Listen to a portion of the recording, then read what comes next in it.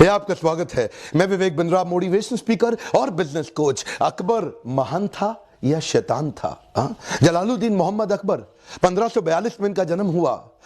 ये हुमायूं के पुत्र थे, जहांगीर के पिता थे, तीसरे शासक, सबसे सफल शासक रहे पूरे मुगल एम्पायर इस सारे शासनकाल के दौरान। बचपन में इनके पिता इनके साथ नहीं रह पाए थे, मां भी इनके साथ नहीं थी, जिसके कारण ये काफी कठिनाइयां महसूस करी, पर वो स्कार, वो दाग, वो धब्बे इनके जीवन में नहीं दिखाई पड़े। बड़े ही फियरलेस, पावरफुल, मिलिट्री एक्सपर्ट के एक वॉरियर के रूप में ये बड़े हुए। वैसे तो बचपन से ये अनपढ़ थे, लेकिन बड़ी लाइब्रेरी 24,000 किताबों की इन्होंने अपने पास रख रखी थी। इनका मानना था, मुझको पढ़ना नहीं आता, कोई बात नहीं, मैं उस काम पे फोकस करूंगा जिस काम पे कोई फोकस नहीं कर पाता। पढ़ाने के लिए इन्होंने लोग अपने पास रखे जो रोज शाम को किताबें खोल खोल के इन्हें कई किताबें पढ़ाते रहे। लगभग 24,000 किताबें डाइवर्स सब्जेक्ट पे इन्होंने पढ़ डाली और अपने शासनकाल के दौरान सबसे ज्यादा विभिन्न हिस्सों को उन्होंने अलग अलग स्ट्रैटेजीज के साथ जीत के दिखाया। शुरुआत इन्होंने राजपूतों के राजस्थान आमेर से करी। आमेर के राजा को तो ये बिना लड़े ही जीत गए और बाद में तो आपको पता ही है, आमेर के राजा जो थे उसकी पुत्री जोधाबाई से इनका विवाह भी हो गया। मैट्रिमोनियल अलायंस बिल्ड करने में बड़े तेज थे।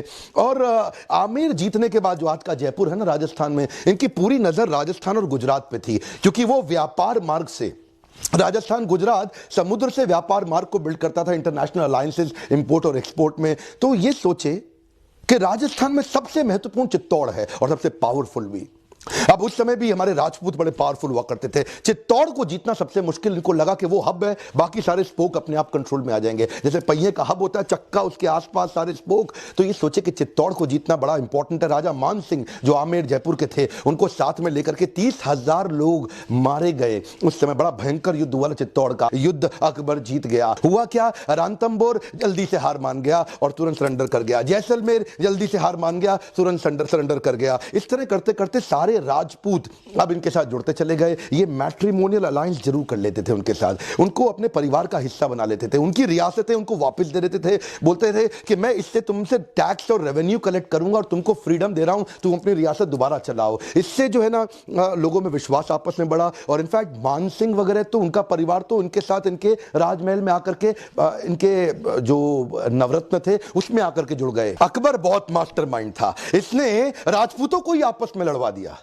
राजपूत से लड़ने लगे। इसने राजा मान सिंह जिसको अपने साथ में कर रखा था, राजा मान सिंह से महाराणा उदय सिंह को लड़वाया, राजा मान सिंह से महाराणा प्रताप को लड़वाया। ये पूरा राजस्थान तो जीत गया था, लेकिन छोटी सी एक रियासत मेवाड़, मारो मेवाड़ी सरदार जिस पे दोधारी तलवार राणा, महाराणा प्रताप का वीडियो आपने देखा होगा। इसने भारत के उस समय के नॉर्थ वेस्ट सेक्शन को पूरा कंट्रोल में कर लिया, कश्मीर से काबुल से कांधार तक, और उससे पहले का जो बलूचिस्तान पाकिस्तान का हिस्सा है, वो नॉर्थ वेस्ट सेक्शन को उसने बड़ा मजबूत बनाया। ये शुरू से जानता था जब भी अटैक होगा भारत पे, ये सेंट्रल एशिया से होगा। सेंट्रल एशिया समझते हैं ना, कजाकिस्तान, तुर्कमेनिस्तान, उज्बेकिस्तान, किर्गिस्तान, ये सब, अफगानिस्तान, यहीं से सारा अटैक आता है। देखते हैं आप, हमेशा पंजाब के लोग फियरफुल हैं, हरियाणा के लोग बड़े पावरफुल होते हैं। अब आप उस तरह पाकिस्तान में जाएं, लोग बड़े लड़ाकू होते हैं। उसका कारण है जो नॉर्थ वेस्ट है, हिंदुस्तान और पाकिस्तान का ऊपर का सारा सेक्शन, ये लोगों पे बार बार इन्वेजन हुआ, इन्हीं के ऊपर बार बार आक्रमण किए गए। साउथ की द्रविड़ स्टेट चारों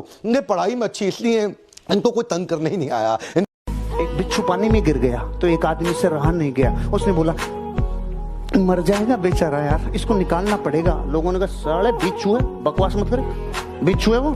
नहीं मैं निकालूंगा, मर जाएगा, निकालूंगा, निकाल ले बस। ले लाडू, ले साले, हम बोल रहे थे ना बिच्छू है, ले और बचा ले।